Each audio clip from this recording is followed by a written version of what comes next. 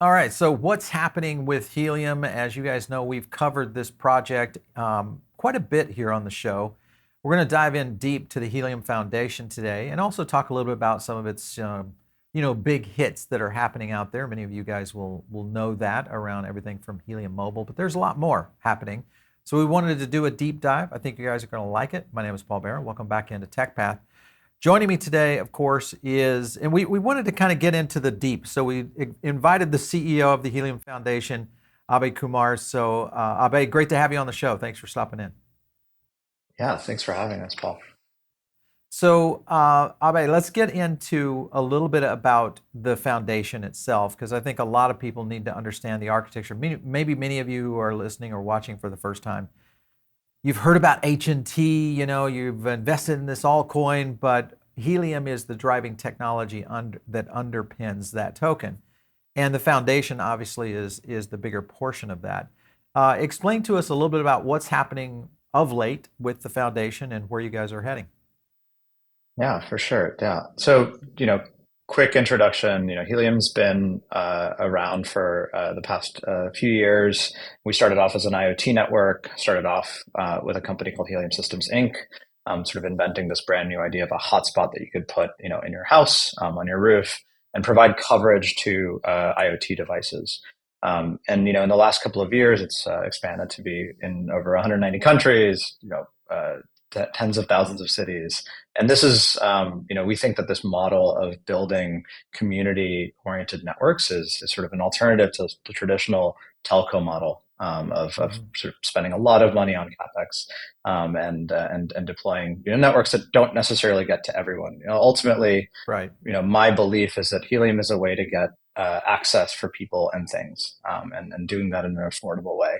And that's really what that's the experiment that's we kicked off with, and we've been very successful on the IoT side. More recently on the cellular side, and I'm excited to talk about both of those things. Yeah. So decentralized communication, I think that was what drew us to it, initially when we had a chance to have Frank on a couple of times on the show. We started to learn a lot more about helium in general, but the idea around kind of the democratization of where communication is going, I think is really what attracted me, at least, from an analyst side of things.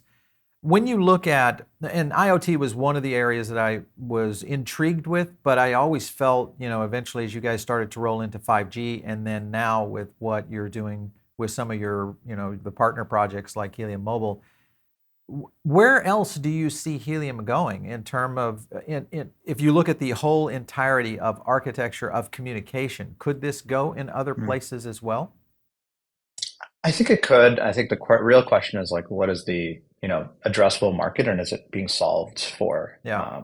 appropriately these days, right? You could make this argument that like any data network could be built, using Helium as a model, and we have a lot of this. Like we see folks building VPN sort of systems, or we see folks building Wi-Fi systems, CDNs, and other kinds of radio projects as well exist. And I think it certainly is possible, but really, the like, what is the sort of point of all of this? Is that like, Yeah. are we getting everyone served, right? And ultimately, like, is there a large enough population that is not being served today? And can we do that? Using this kind of model. That's what I look for. And we have a bunch of different projects that come to us, and they're in this sort of adjacent space, in this sort of decentralized physical infrastructure space. Yeah. Folks that are thinking about decentralized compute, is that necessarily part of Helium or not? That's a conversation that's actively happening now in our ecosystem. Talk to me a little bit about the Solana upgrade, what you were able to achieve with that, and really kind of the vision going forward. We kind of know some of the basics of why Solana is a great blockchain to be associated with, just because of the cost, transaction capability, etc. But what Hmm. was it really the vision behind that? It's interesting. The Solana upgrade was sort of the exclamation point at the end of it, but it really came from the last couple of years, really, of architectural design. Over a year ago, we sort of in the community sort of realized that there's some limitations, some fundamental limitations of the way that we were building things. For folks that don't know, we started as our own layer one. Back in 2019, there weren't really a lot of choices for running on something else. Bitcoin didn't really make sense. Mining Bitcoin on every single one of these radios didn't really make sense. Ethereum, we felt was not going to meet the sort of cost expectations for this kind of this kind of marketplace. And things like Solana and other projects, were way too new. And I think ultimately we went down this route of building our own L1 because it was what was necessary at the time. And it was a very successful L1. I'm actually very proud of the project, and the development by the community members, up to the point that we actually had to turn off that L1. As far as how do we get to Solana, or really like how did we get to this choice of having to change to another L1? It really came down to how do we scale the Helium network. There's both a people side of this, like what do the core devs all over the ecosystem work on? Should they be working on block production, transactions, consensus, or should they be working on wireless networks? And Yeah. if our reason to be is wireless networks, that's really what we should be spending as much of our time on as possible. And so finding another L1 made sense. Also, the scale, you mentioned it, low cost, high speed, high throughput chain. It's a monolithic chain which has some great advantages around composability, right? You can very, very easily use other parts of Solana, and I'm excited about things like that being available to folks in the Helium ecosystem. You mentioned devs, and that kind of brings up a framework that we talk about here on this channel a lot, and that is understanding the dev community, but also the potential for developers to migrate to a project is very critical for a project's success going forward. That being the case, would you say that your current position with the upgrade has made your ability to really kind of advance with the evolution of where blockchain is going to go onto the Solana ecosystem even better? Or what are your thoughts on that in terms of the developer communities migrating into this? Yeah, so what's incredible about the developer community in Solana is they sort of take pride in this idea of chewing glass, which is, it's a, they acknowledge that it's still Yeah, a new ecosystem. And, in general, like crypto, blockchain, technology in general, sure. we are very, very new. And that's the classic we are early statement is out there, right? And, a lot of the tooling and the developer tooling, let's be honest, isn't as great as it is on the EVM. Like EVM is ahead. But the amount of improvements that have happened over the last 1-2 years are incredible. Like using frameworks like Anchor to be able to very, very quickly be able to deploy smart contracts is amazing. Using Solana has this concept of account compression, and I won't go into too far the details of what that is unless your community might want to. But it really, really enables the million hotspots, NFTs, right? And Yeah. that's something that is, you really don't see in other communities, and I'm just excited to be able to do that. It's also a fairly standard programming language. So Helium's L1 was written in a language called Erlang, very small developer community relative to the dev community of Rust, which is Yeah. much much larger these For days. Solana. Yeah, I think that obviously you migrate into a community of that size, and then you look at the potential of apps and projects being built within that. So I'm going to leap over to Helium Mobile. They of course launched within this, and we all know about it. We've covered this quite a bit on our show, and we've got a Saga phone getting ready to come in. We're going to be getting a chance to use this. But when you look at Helium Mobile, I mean, this just seems like it really opens up the pathway for a lot of other projects to funnel in to this ecosystem in a big way. Is there anything that you're seeing trend-wise or potential for growth? Because there could be even projects underneath Helium Mobile that could start to explode just because of the mobile devices themselves. What are your vision around what we might see for Helium in the future? Yeah, I think Helium Mobile is the first of what I think will be a new class of things that you can do where you're able to combine telecom and crypto. And I think they're really sort of forging the path here. What is Helium Mobile? Like ultimately, you want to have cellular service and you want it to be available everywhere. And but you also want to be able to build that on top of this network that's being built by by this community. And that Yeah, is, I think, pretty amazing. And I think they will be the first of many of these kinds of what are called service providers that will be able to provide this. In fact, a few months ago, I like threw together a very simple way for you to use HNT to buy an eSIM and just directly deploy it on your phone. And I through the migration, we've been a little busy, of course, but I want to sort of put that back together, and I want to push it up again. And that's a completely different product. That product is just use Helium hotspots and not actually fall back onto this T-Mobile network that Helium Mobile is using as they build out their service. But I interesting. think Okay. projects like that can exist, right? And being able to just be able to rapidly deploy an eSIM that works just inside of a campus, I think is actually really powerful. I imagine eSIMs are a great like building block. And someone was asking the other day, like, how do we really really lean into decentralized wireless? I think the two building blocks are likely eSIMs and Wi-Fi 6E.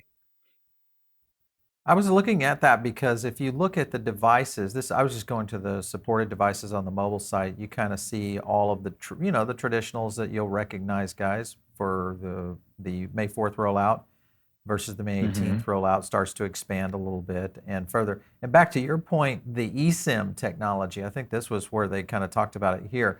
The eSIM process, very, in this particular case, somewhat flawless, meaning you don't have to have the little, hardware card, so to speak, when you're using this in most of your phones. And you guys have seen this switching from one carrier to the other. If you're international, you might have dual SIM, all those kind of things. But the cool aspect of this is the technology is advancing, and this is going to open up a lot more innovation. When you look at blockchain in general, what you've had a chance to build at Helium, what you've seen in the upgrade with Solana, but also with the future of where blockchain is going as a whole, is there any one area that you feel, obviously being Helium, I'm sure it's this, the decentralized networks, but any other areas that you guys are looking at saying, hey, I could see use cases really starting to compound on itself as we start to see these kind of techs roll out? I mean, outside of the wireless industry, and obviously not an expert in this, I love the idea of identity being something that can not necessarily be associated with your particular persona, right? I think that is another opportunity, and that's something that really owning your own identity, owning what you do with that identity, is something that I care about very deeply. I'm typically not a very public person, and I want to be able to at least have some kind of attestation that like I am a legitimate person and all that when I do things, but I don't necessarily want to tie it to my name or my home address or my or my kids' names or anything like that. So I think identity is probably the other thing that I care about a lot. You know the NFT ecosystem is growing and learning about why they exist. I would say, and one of the potential values of it is this idea of an identity, right? And Yeah. that's not necessarily directly you, but is associated with you. Right. Yeah. Digital ID, a big part of it. We've talked to so many innovators in that space of where this could be going in the future. I mean, the opportunity here for blockchain is going to be huge going forward. I want to jump back to network. The Helium network itself. If you look at the IoT Explorer, we've been on your site and done that. This is the actual Helium Mobile Explorer, which is the mobile site hotspots. But if you kind of overlay these maps now, go to the IoT and or the Helium network itself, 5G, et cetera, and layering in that, is there any plan to start to integrate networks that could start to connect to each other? Much like when you're, using a phone and you transition from one cell tower to another, and you have that handoff occurring, is there any potential down the road of seeing, 5G and or even wireless networks starting to intermingle and work together?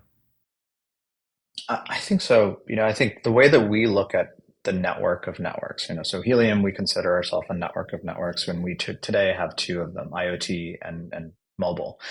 Mobile, so the thing that's important there is that we didn't actually specify the protocol, the underlying protocol in each of those, Yeah. right? So for IoT, we've built a LoRaWAN network so far, and it could be reasonable for other IoT like networks to be built, through the IoT sort of sub network. On the mobile side, today we have a CBRS network, and that's a very peculiar setup here in the United States. But and that just doesn't exist anywhere else in the world. And how does the mobile network expand globally? For me, I think it's through Wi-Fi, and that is we don't necessarily need a separate Wi-Fi network. It's still ultimately a Right. cellular network. Yeah. And the way that we look at subnetworks is that they are like, what is the end product, right? The end product for the IoT network is providing connectivity to things. The end product for the cellular network is providing connectivity to cell phones, things with SIM cards, roughly. I look at the aspect of network of networks, which I think you guys kind of own that space, but there's a lot of space out there, both from an IoT side as well as a traditional, cellular network where you just don't have coverage. Then you have, projects and products like Starlink, with what Musk is doing, the potential to kind of go out into not only rural zones here in the United States, but there's places in countries that have very little cellular coverage or very little IoT Mhm. capabilities. What are the potentials here of moving into a satellite connectivity, especially with something like a Starlink? I've got one of these at my house, and I've been amazed Mhm. at just how effective it is overall, and it continues to roll out. I think they just got another FCC clearance to do some more speeds. What would be the potential of that in the future? I think that satellite, the thing that's happening very recently with satellite, Starlink, and other companies like Blue Origin, OneWeb, Hmm. and others, and some of the other traditional satellite companies as well that are trying to bring their bring their costs down and bring their latency down as well. I think this is at a macro level is what needs to happen. I don't believe that the way that we connect every single human on Earth is by trenching fiber and through deserts and forests and things like that. Yeah. We saw this, 10, 20 years ago in India, I think, and I saw this very directly with family. The way to get phone service to rural parts of India was not to run copper through the forest and through mountains, but rather to put SIM cards into phones that looked a lot like the standard phones that you might have on your desk. So my grandmother just had no idea that Yeah. this thing was running over GSM, right? And that's Mesh and like networks. ultimately this comes down to user experience, right? Like that's the Yeah. what we really should think about when we're building products is, who's the end user? Like my grandmother doesn't want to know about a cell phone. They don't She just care. wants that phone on her desk, right? Like that's what she wants. And so that's what they provided, like these incredible companies like Reliance and Airtel and the state companies like BSNL in India, and they provided the service that people wanted, which is they wanted to be able to call their grandson. Like, and that's awesome. Yeah. And Yeah. so, Well, I with think Starlink, I think that's what they're going to be really providing, right? And like providing connectivity in these rural areas. It is expensive, right? It is a Starlink terminal in sub-Saharan Africa is not really very cost effective, but a right. single Starlink terminal, in a convenience store that's at the center of a town that sort of spreads out into Hmm. multiple cellular hotspots that are around, powered by Helium, I think would be pretty incredible. There you go. Yeah. Well, it's just like, if you think about that as your cell tower, so to speak, that you're branching off of, so it has a lot of the capability of that, for sure. All right. So what's up next for Helium Foundation right now? If you look at your roadmap over the next, say, year to 18 months as we roll into a new market cycle, where do you see the Helium Foundation and your initiatives? Yeah, so there's two places that we're focused on. Number one is we have this incredible IoT network that is ubiquitous, has the opportunity and now the capability of scaling. One of the problems that we had to work through as we were growing the network is there enough coverage and is that coverage reliable? And I would argue in the last 6 months that is the answer is yes and yes. And Okay. so now we're starting to see really amazing use cases. We really want to push more of these use cases. I think one of my favorite use cases that of course, there's like the tracking your dog and cat kind of things and tracking your packages. Those are and Right. smart agriculture. All those things are cool. And obviously we've talked a lot about those. But like one of my favorite ones is conflict detection in the Serengeti. And the Okay. idea is that uh, people that have livestock don't want their cows to be eaten by wild animals. And so, of course, they have, like, it is reasonable for them to protect their property. And I do think that they, like, although we want to be able to protect wildlife, like, you kind of understand why where they're being defensive. And so an Sure. important thing to figure out is, like, are, these wild animals and the livestock getting close to each other? So you put tags on both, and you figure out, how often do they come to each other, and are there ways to sort of protect them and keep them Yeah. apart? And I think that's, an incredible thing that you can do with IoT, and LoRaWAN specifically, because of the incredibly long range, really, really cheap sensors, and the incredibly long lifetime that you can put, very low battery life that you have for these sensors. So, Yeah. that is really only possible with something like Helium. And so I think I love to highlight, maybe not the most profitable thing in the world, but a really, really important thing. And I think, really, like, when you create a ubiquitous and affordable network, these kinds of, like, edge cases that are actually Hmm. really important, come through, and we should highlight all of these. Yeah, So for that's on the sure. IoT side. On the mobile side, it's really, how do we grow internationally?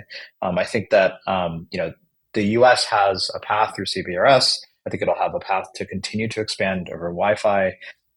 I would love to see, Wi-Fi 6E devices deployed all over the world that are on the Helium network, and then more service providers like Helium Mobile to crop up. And we've had great conversations with folks, in different parts of the world, trying to think about how to provide cellular connectivity to remote areas and sort of underconnected areas. That, there's plenty of users. They just don't know how to get better than, a single satellite link to that island, for example. Yeah, yeah.